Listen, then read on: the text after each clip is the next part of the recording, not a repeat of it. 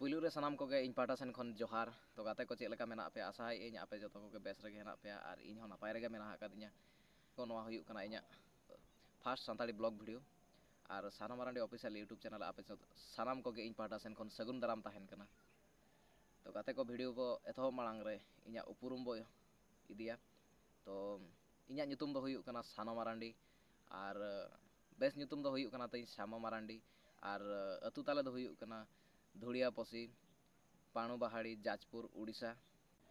तो धुड़ियापसी दो हुयुक कना इnya मामो ओड़ा और आले दिसम ताले दो हुयुक कना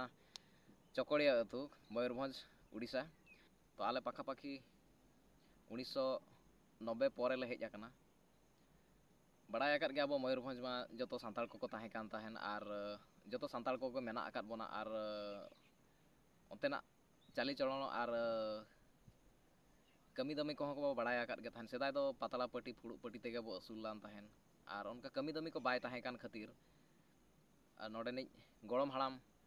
जहाँ कि मामो हाड़ाम को मेताया उनी आले अगू के ले नोडे धुड़िया अतुते जहाँ कि नोआ मामो ओड़ाते और उनी के नोडे अत हासा को किरिña लेया चिकाते सेदाय दो अड़ी शक्तो रेंगेज गे ताहे कान ताहेन और चकड़िया अतु रे दो उनका कमी दमी हो उनका बाय ताहे कान ताहेन जहाँ को मेता कना पातला पट्टी और फुड़ुक पट्टी नेतार दो ओना को बगी इदी किया कमी दमी को नाम मन खातिर और किंतु सेदाय दो कमी मेन खान दो इने गे ताहे कान ताहेन और अड़ी रेंगेज ले ताहे कान खातिर ते मामो हाड़ाम तेको दो को किसण गे ताहेन ओनाते मामो हाड़ाम गे मेन किआय जे बांगे मिट्टिज गे तई हपनरा ओना मेनते आले दो जाजपुर डिस्ट्रिक्ट ते जहाँ कि मामो ओड़ा ते अगू के ले और नोडे गे अथासा को बनाव लेते नोडे आले परिचय ले बनाव किया इन दो मिट्टी फुटबॉल प्लेयर कनई और इnya पढ़ाव बो जदि बो नेला एनखान दो +2 पास आउट हिनैया 2016 रे और ओना परे इन और बइन कॉलेज आका तो फुटबॉल प्लेयर मेनते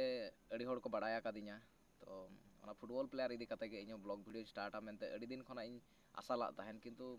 समय को बांग हुयुक कान खातिर ब्लॉग वीडियो बइन एतहब दाड़िया ताहेन और ओना परे हम नोआ पूर्वर आपे किसी को पे बड़ाया काद गया जे इन नोआ माड़ा रे हिंदी ते ब्लॉग वीडियो एतहब ला ताहेन किंतु उना कंफर्टेबल बांग बुझेव खातिर ते इन चेंज की इnya लैंग्वेज सानताड़ी ओनाते ब्लॉग वीडियो एतहब आका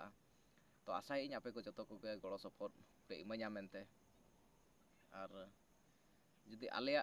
फैमिली विषय तो नेला एनखान दो आले दो मोड़े बयहा आले ओना भितर कोड़ा ले पे होड़ा और दई तकिन बार होड़ मेना किना उनकिन और मोड़े बयहा भितर खन जतो खन इन दुñ हुडिña तो नोआ हुयुक कना इnya फैमिली और तो कंटिन्यू वीडियो बो ताहेन खान दो आबे बो नेल दाड़ेया चेक लेका इnya ब्लॉग वीडियो रे चेक लेका बॉल नहीं करो सेनोक कना मेनते और चेक नवा नवा जगह को और जतो खन मारांग कथा हुइना इन मिटि हुडिñ अतु रे अड़ी मारांग रसोई अतु हो ताले बांग कना हुडिñ अतु चेक लेका रे मिटि सीम एनेज खन मेन काते बॉयलर एनेज खन मेन काते कसी एनेज खन मेन काते चेक लेका लाख 2 लाख टाका मैच रे आले ले पार्टिसिपेट दाड़ेया कादा ओना जतो को आपे पे बाडाय दाड़ेया वीडियो रे ताबन कंटिन्यू ताहेन मा तो हला हो आले बॉल नेले सेन लान ताहेन लगातार आले 6टी मैच ले एनेज ला ताहेन ओना इदी काते सेता हो लगन ते बइन बेरेत लान ताहेन किछि गेड़ी परेñ हेज एनते नोडे वीडियो स्टार्ट एया और नोआ हुयुक कना इnya पछलर जहाँ पे नेला नोआ दो हुयुक कना करुइला बाड़गे और जेहेतु इनकम को मा मेना गया मेना आकात गया एनते रहो ओना जहाँ इन जहाँ जगह रे इन कमी कना ओना जगह उन सेबली जगह बांग कना ओना खातिर ते इन चास बास को किछि कराव आकादा और नोआ हुयुक कना इnya करुइला बाड़गे और नोआ करुइला बाड़गे तला रे दुड़ुब आकान ते वीडियो बनावेया और नोआ नेले आपे बाहा जो को एतहब इदी आकना पाखापाखि आधा बराबर इन अखरी सद केद गे और ओना को इदी काते के मांग वीडियो बइन बनाव दाड़ेया कान ताहेन और चिकाते कमी बहुत ताहे कान ताहेन नोआ करुइला चास विषय रे तायम तो बड़ाय दाड़ेया चेक चिका असुविधा को मेनते बड़ाय कथा अड़ी गान कमी इदी काते इन और वीडियो बइन बनाव दाड़ेया ताहेन और ओना साउते वीडियो हो इन कन्फ्यूज रिन ताहे काना जे इन चेक लैंग्वेज तेñ बनाव लेखान दो नापायो मेनते होड़ को नेलिña होड़ को पतियोइña होड़ इnya परिचय हो बनाव मेनते तो एतहब रेगे इन चाहिला ताहेन जे इnya स्ट्रगल दो दिसम होड़ को नेलमा खातिर ओनाते इन हिंदी तीन स्टार्ट ला जेहेतु आबो उड़िया होड़ उड़िया जगह रे हेना बोना ओनाते और हिंदी ते उना कम्फर्टेबल बाय बुझाव लना और मेन जिनिस हुईना इन जते बड़े अलोग कान तहन हिंदी दो बई इदी लाग तहन संस्कृत इन इदी लाग तहन जहां इन पढ़ाव रे नॉलेज भीतर ते इन हिंदी भाषा ते इन रोड़े तहन तो उना नापाय बई रोड़ दाड़े कान खातिर ते इन channel nyutum do tanya onage mena किंतु लैंग्वेज गिन बदल के जहां इन मातृभाषा सानतार तिन एतहबे आशा इन आपे जतो को सपोर्ट पे इमा냐 तो अड़ी तो बाबो बिलोमा चिकाते नोआ परे हो कमी कई मेना ᱧᱚᱜ चिकाते होला ले दाड़िया कना ओना पुइसा को इन गिद्रा बई एम आकाद कोआ आर गापा ताले टूर्नामेंट हेना आर तेहño करुला गट काते इन व्यापारी इदी ऑटो रे आतिन ताहे कान ताहेन किंतु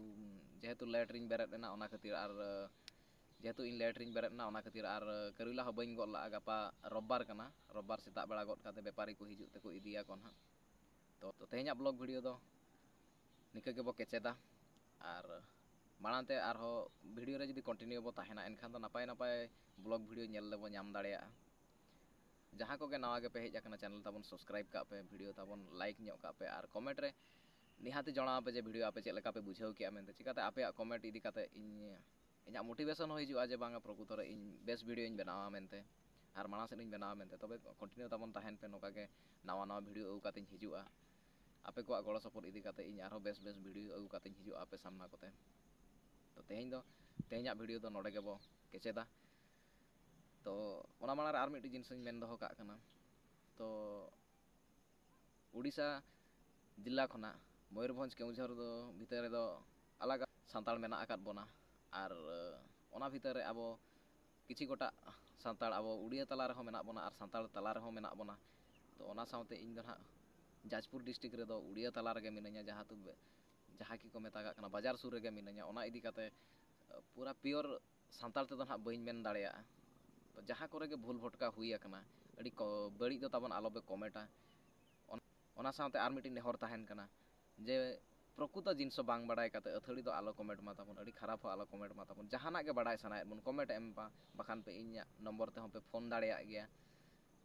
आर पे सला पे कथा दाड़ेया गया जो टीम बाबत ते हो पे कथा दाड़ेया गया तो जहाना बांग बाडाय इदी काते अथड़ी खराब हो आलो कमेंट मा मेनते आर जेहेतु इन बाजार सुर उड़िया बाजार सुर रे मिना냐 मेनते आर प्योर सानताल ते होना बई मेन दाड़ेया मेसामिसी धारा के ना रोड़ो ताबन जाजपुर डिस्ट्रिक्ट दो अधिकांश उड़िया जगह कना तो ओना इदी काते आले हो उड़िया तला रे मेना आका ले ओना इदी काते सानताल दो ना अड़ी प्योर माने सफा सफा दो ना बाले मेन धराया तो मेसामिसी ᱧᱚᱜᱚᱜᱼᱟ ना तो ओना गे नेहर ताहेन कना आपे कोठेन तो आशा इन वीडियो आपे को के